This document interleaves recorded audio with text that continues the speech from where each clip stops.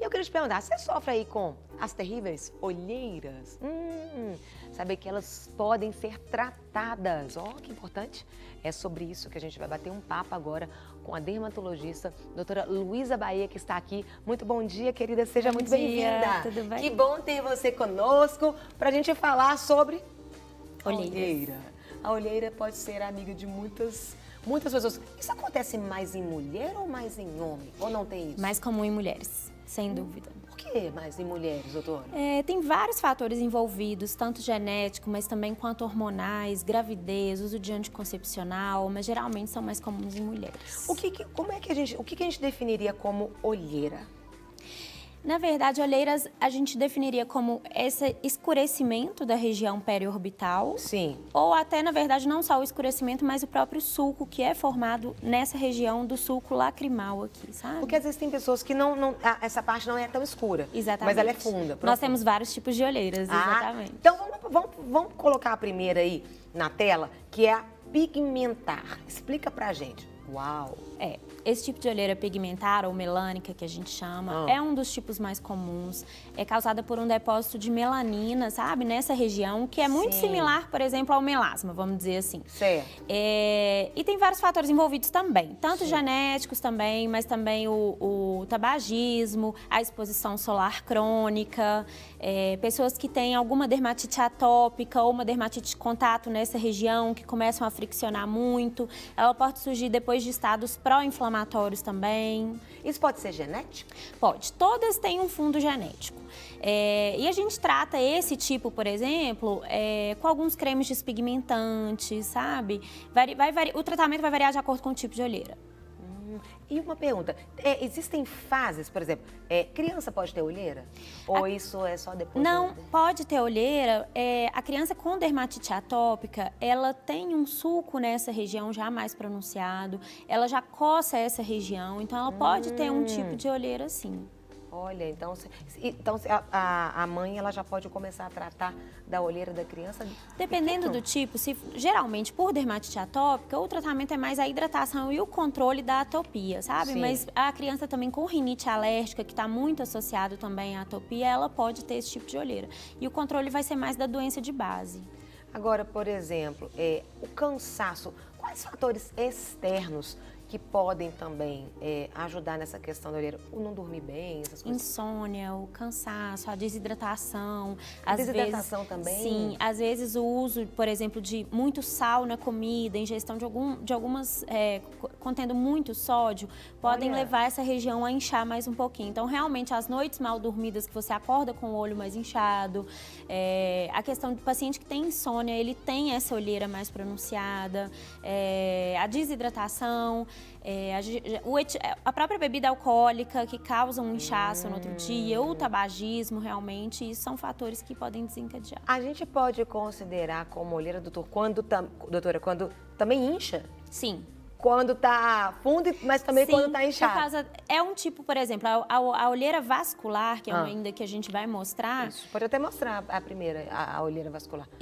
Essa, na verdade, é uma olheira mista, né? A gente pode ver que tem um sulco mais pronunciado e é também uma olheira mais arroxeada, mais avermelhada. Diferente daquele primeiro tipo pigmentar que a gente viu. Ela também tem causa genética, às vezes a gente começa a observar isso em adolescente, por exemplo, a olheira vascular. E qualquer fator desses, paciente que tem a rinite alérgica também, por exemplo, que tem um edema mais dessa região, prejudica a drenagem venosa da região das olheiras. Então tem essa região mais inchada, os vasos mais inchados. Essa região pode ficar até mais roxa, porque o sangue ali dentro do vaso está tão inchado que ele extravasa um pouquinho e aí deposita ali, então ele fica mais arroxeado, mais azulado. E esses fatores como insônia, como cansaço, tudo isso que vai prejudicar a drenagem venosa da região, ela é uma causa de olheira vascular. Tipo de tratamento, por exemplo, coloca a primeira olheira aí, fazendo favor. A primeira, o tratamento é o mesmo para todas ou é diferente? Vamos então colocar na primeira olheira, que tipo de tratamento dessa, que seria só a pigmentar. Depois que a gente define o tipo de olheira, por exemplo, é essa, que é só a pigmentar mesmo. Certo. Então, o que a gente tem como opção? A gente começa com tratamento em domicílio, o que o paciente pode fazer? Certo. Cremes à base de hidroquinona, numa concentração um pouco mais baixa, que é um despigmentante clássico que a gente tem. Peelings de ácido retinóico, de ácido glicólico. A gente tem alguns tipos de laser, como o K-Switch, que ele vai direto para esse tipo de pigmento. Então, é importante avaliar a causa da olheira. A gente tem essa pigmentar, a gente tem a vascular e a gente também, além do tipo misto, a gente tem a olheira estrutural. E a gente sempre tem que avaliar o processo de envelhecimento. Às vezes a pessoa ela começa a surgir um sulco a partir dos 30 anos que ela não notava antes. Então, a gente não vai lá só e preenche o sulco. A gente tem que avaliar o terço médio da face, se já tem um pouco de flacidez, porque aqui a gente vai tendo reabsorção óssea, perda de tecido gorduroso, tudo isso contribui para o surgimento desse sulco. Uau! E agora, por exemplo, você comentou a pigmentar, por exemplo, a vascular. O tratamento pode ser em casa ou normalmente a vascular, ela vai exigir outros tipos de laser. A gente associa normalmente com um laser que melhora o estímulo de colágeno, como o CO2. A gente usa alguns cremes, por exemplo, à base de cafeína, que vão ajudar nisso. Alguns com umas ações anti-inflamatórias. E ela responde um pouquinho menos do que as outras. Mas tem a luz pulsada também, que é muito boa para essa região, como olheira vascular. Mito ou verdade? Pepino no olho ajuda? Ajuda. Ajuda. O pepino geladinho, assim como a compressa de chá de camomila gelada nos olhos, como ação anti-inflamatória e com ação vasoconstritora dessa região. Então, realmente, acordou com o olho muito inchado, faz a compressa de chá gelado. Isso alivia muito. Olha, que a gente sempre vê, né? Vem filme, as pessoas... Alivia. Mas assim, aí faz umas 3 vezes ao dia pra ter um efeito bom. Mas realmente ajuda. E quanto tempo fica? 15 minutinhos. Olha, que ajuda muito. Acordou com o olho inchado, aquele olhar, faz uma compressa ou de chá verde geladinho, ou de chá de camomila, ou até do pepino mesmo. E pelas ações anti-inflamatórias e vasoconstritoras, eles vão dar uma amenizada na olheira. Oh, que interessante, aprendendo aqui, viu, gente? Eu queria que colocasse a imagem da olheira estrutural mista. Essa olheira.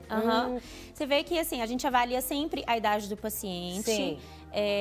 Já tem uma flacidez de pálpebra inferior, então a gente sempre tem que avaliar isso. O preenchimento, ele é indicado nessa região, mas cuidado com o paciente que já tem uma flacidez avançada, o preenchimento às vezes não fica tão bom, sabe? Então, às vezes a gente associa, o ideal para tratamento de olheira, eu sempre falo, é associar procedimentos. O paciente que tem que ter um cuidado em casa e associar procedimentos como laser, como microagulhamento, como a luz pulsada. Então, assim, os resultados são bons quando os tratamentos são associados. O uso de ácido hialurônico, ele ameniza muito o sulco dessa região, mas desde que o paciente não tenha tanta flacidez para os resultados serem bons. Tem olheira? Tem alguma dúvida? Manda aqui, aproveita que a gente está batendo um papo aqui com a dermatologista, doutora Luísa Bahia. Quem tem olheira sempre vai ter? Ou, por exemplo, com esses tratamentos, não vai ter, ou a vida inteira ela vai precisar de tratar, doutora? Depende do tipo. Aquele paciente que ele já tem olheira desde novo, aquela olheira de causa genética, a gente pode ir tentando amenizar, mas provavelmente é um paciente que sempre tem que estar ali fazendo algum procedimento. Seja para melhora de flacidez, seja para estímulo de colágeno, seja para clareamento.